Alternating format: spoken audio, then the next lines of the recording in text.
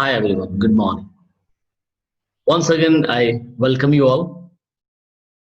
મિત્રો આજે યુનિટ 11 શરૂ કરીએ છીએ આપણે, જેનું ટાઇટલ છે વેલી ઓફ ફ્લાવર્સ. એટલે કે આ એક એવો પાર્ક છે જેને જેના માટે ઘણા બધા એવા રહસ્ય છે. આપણે વન બાય વન જેમ જેમ આ યુનિટ શીખીશું, સમજીશું, એમ આપણને ખ્યાલ આવતો જશે. અત્યાર પૂરતું એટલું યાદ રાખો, આજે આપણે વેલી ઓફ ફ્લાવર્સ એટલે કે ફૂલોની ખીણ વિશેની વાત કરવાની છે. હવે અહીંયા તમને એવું કહે છે, imagine yourself standing at the height of 14,000 feet in the West Himalayan range. હિમાલયની જે પર્વતમાળા છે, બસ એ રેન્જ પર જઈને, હિમાલયન રેન્જ પર જઈને વેસ્ટ સાઈડની હિમાલયન રેન્જ પર જઈને તમે 14,000ની ઊંચાઈ પર ઊભા તમે પોતાની જાતને ત્યાં આગળ ઇમેજિનેશનમાં લાવો. ઇમેજિન કરો કે તમે હિમાલયન રેન્જ પર 14,000ની ઊંચાઈ ઊભા છો. ઇમેજિનેશન કરજો કે 14,000ની ઊંચાઈ તમે ઊભા છો. All around you and as far as your eyes can see, there are flowers and flowers. તમારી ઇમેજિનેશન કરવાની છે કે તમારી ચારે બાજુ તમારી જે દ્રષ્ટિ છે એ જેટલી દૂર જઈ શકે એટલી દૂર તમને માત્ર ફૂલો જ અને ફૂલો જ દેખાય છે, એ ઊંચાઈથી. એમરાલ્ડ માઉન્ટેન્સ, એટલા સુહાના અને એટલા મસ્ત એવા માઉન્ટેન્સ તમને દેખાય છે. ગ્રીન મેડોઝ, લીલુંછમ ઘાસ હોય એવી જમીન તમને દેખાય છે. વ્હાઇટ ક્લાઉડ્સ, સફેદ વાદળો દેખાય છે. And colourful patches of flowers, અને એટલા બધા કલરફુલ ફૂલો છે કે તમારી આંખો જે છે એની અંદર એ બધા ફૂલો સમાઈ નથી શકતા. એટલા બધા કલરફુલ ફૂલો ઢગલા છે. પ્લાન્ટ્સ છે, ચારે બાજુ તમે જુઓ છો તો માત્ર ને માત્ર ફૂલો જ ફૂલો. સો તમે જ્યારે જુઓ છો, તમે જ્યારે કલ્પના કરો છો, ઇમેજિનેશન કરો છો 14,000ની ફીટ ઉપર ઊભા કે મારી ચારે બાજુ ફૂલો છે, એમરાલ્ડ માઉન્ટેન્સ છે, ગ્રીન મેડોઝ છે, વ્હાઇટ ક્લાઉડ્સ છે, કલરફુલ પેચીસ ઓફ flowers છે. So these all things create a dream like panoramic view. જાણે કે તમે સ્વપ્ન જોતા હોય ને મિત્રો, એવી રીતે એક પેનોરામિક વ્યૂ આખું તમારા માઇન્ડમાં આવી જશે. કેટલું અદ્ભુત લાગતું હશે. અને એવું કે છે, what place is this? A place કયું છે? Can you gas? શું તમે ગેસ કરી શકો છો? કેટલું મસ્ત લાગે મિત્રો જ્યારે તમે 14,000ની ઊંચાઈ પર ઊભા જ્યારે તમે ઇમેજિનેશન કરો છો, જુઓ છો કે તમે 14,000ની ઊંચાઈ પર છો અને તમને એમરાલ્ડ માઉન્ટેન્સ દેખાય છે, ગ્રીન મેડોઝ દેખાય છે, વ્હાઇટ ક્લાઉડ્સ દેખાય છે, કલરફુલ પેચીસ ઓફ ફ્લાવર્સ દેખાય છે. તો કેવો વ્યૂ બને મિત્રો? અહીંયા જુઓ તમે, આવો વ્યૂ બને. These are the pictures of Valley of Flowers. તમે જ્યારે તમારી કલ્પનામાં જોતા હશો ને ત્યારે તમને આવું દેખાતું હશે. માઉન્ટેન્સ તમે જુઓ ના, ગ્રીન મેડો, ત્યારે બાજુ ઘાસ જ ઘાસ, વ્હાઇટ ક્લાઉડ, સફેદ વાદળો, and colourful patches of flowers. આ એક ડ્રીમ લાઈક પેનોરામિક વ્યૂ તૈયાર કરે છે, એક સરસ મજાનો પેનોરામિક વ્યૂ.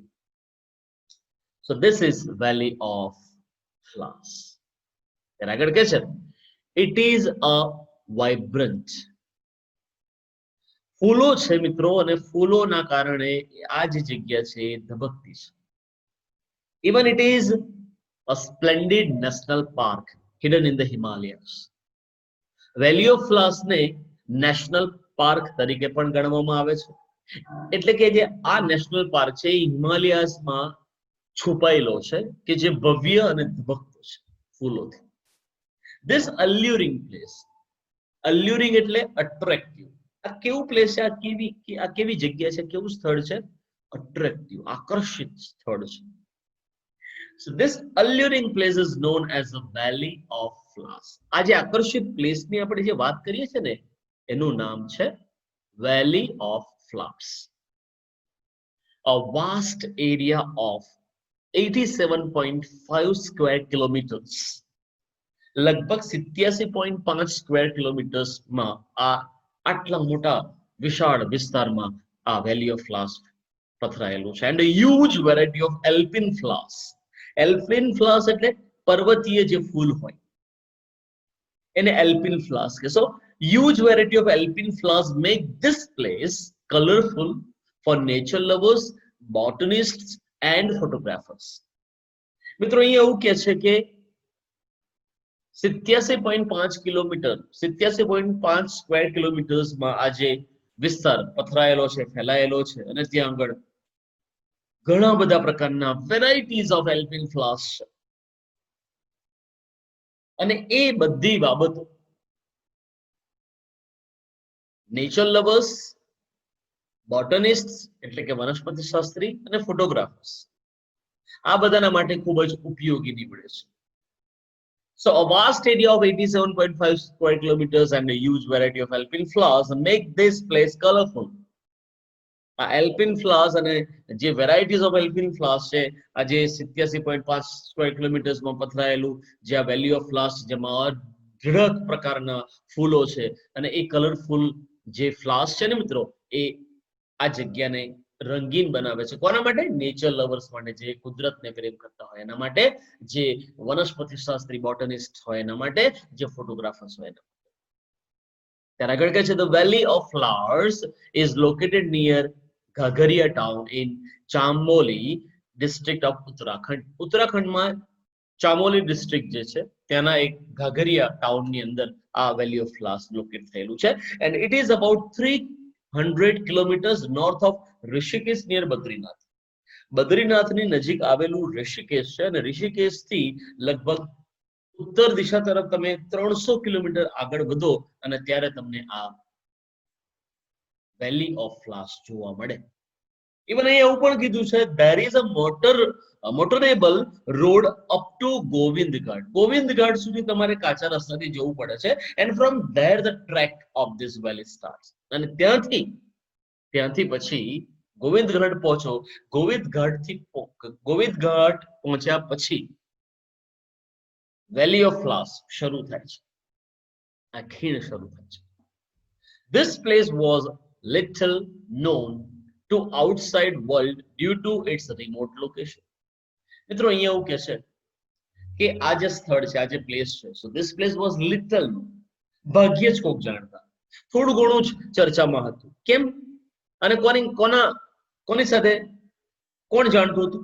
બહારના જે લોકો છે, મારા તમારા જેવા, કે જે હિમાલય રેન્જ બાજુ ગયા નથી, ઉત્તરાખંડ બાજુ ગયા નથી, બરાબર છે. સો બીજા બધા રાજ્યના લોકોમાંથી ઘણા ઓછા એવા લોકો હતા કે જે જાણતા કે આવું કંઈક વેલી ઓફ ફ્લાવર્સ છે. ચર્ચામાં એટલા માટે નહોતું કારણ કે આ એક રિમોટ લોકેશનમાં આવેલું છે, ખીણમાં આવેલું છે, એટલે ચર્ચામાં એટલું બધું આવ્યું ન હતું. પણ શું થયું? ઇન 1931 1931માં શું થયું? It was discovered accidentally by 3 British mountaineers. 3 British mountaineers પર્વતારોહક એ પહાડ ચડી રહ્યા હતા અને આકસ્મિક રીતે આ 1931માં આ વેલી ઓફ ફ્લાવર્સ શોધાઈ ગયું આ 3 બ્રિટિશ માઉન્ટેનર્સ દ્વારા. They lost their way while returning from a successful expedition. Expedition એટલે ટ્રેક, ચઢાણ. સફળતાપૂર્વકનું જે ચઢાણ છે એ ચઢાણ પૂરું કર્યા પછી પાછા ફરતા હતા ને ત્યારે રસ્તો ભૂલી ગયા. અને જે રસ્તો ભૂલી ગયા એના કારણે એ એમના પોતાના સાચા રસ્તા પર ન જતા એ બીજી તરફ વળી ગયા અને બીજી તરફ વળી ગયા એટલે વેલી ઓફ ફ્લાવર્સ શોધાઈ ગયું. ત્યારે આગળ કે છે they came down to this beautiful valley searching for a way out from the mountains in the Himalayan range. મિત્રો અહીંયા એવું કહેવામાં આવે છે કે એ નીચે ઉતર્યા, નીચે આવ્યા. આ બ્યુટીફુલ વેલી ઓફ ફ્લાવર્સ છે ત્યાં આગળ નીચે આવ્યા.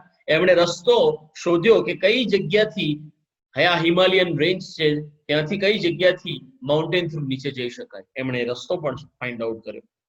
સ્ટર્ન્ડ, સ્ટર્ન્ડ એટલે શોક, સરપ્રાઇઝડ, ટેક અબેક.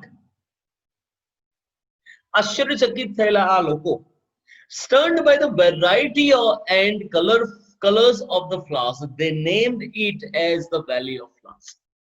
પેલા ત્રણ બ્રિટિશ માઉન્ટેનર્સ એ તો જેવા નીચે આવ્યા ને જોયું તો ઓહો વેરાયટીઝ ઓફ ફ્લાવર્સ, અઢળક પ્રકારના રંગબેરંગી એકદમ કલરફુલ ફ્લાવર્સ એમણે જોયા ચારે બાજુ.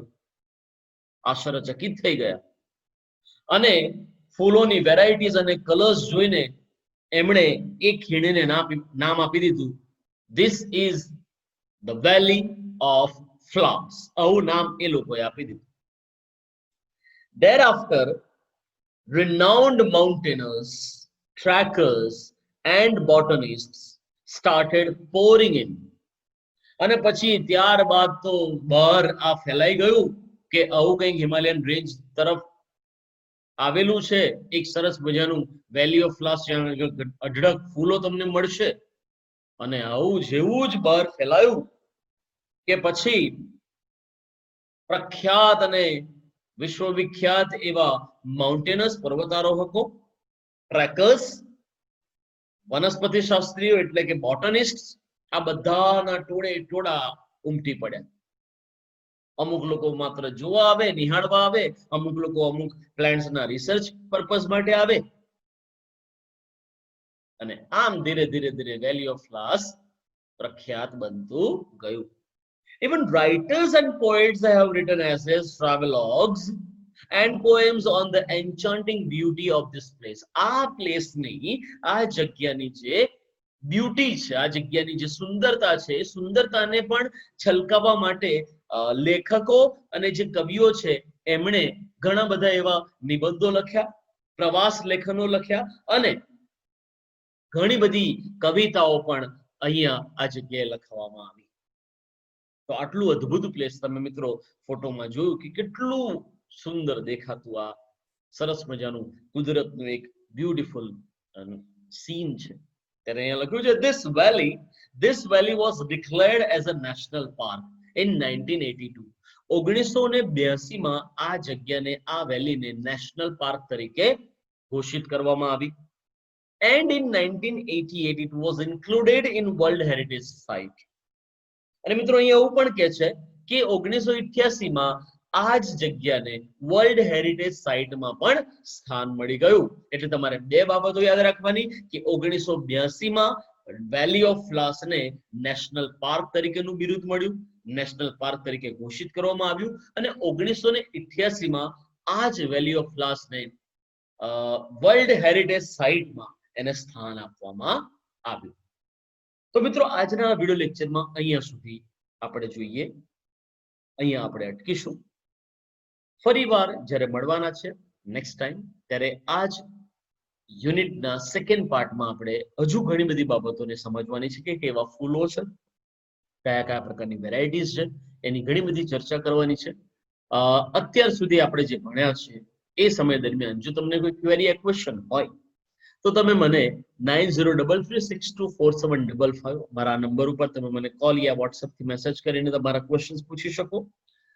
જો તમે અન્ય શાળાના વિદ્યાર્થીઓ હો તો ફરજિયાત તમારા વિષય શિક્ષકોની સાથે તમારી જે તે પણ ક્વેરી છે એની ચર્ચા કરી લેવા.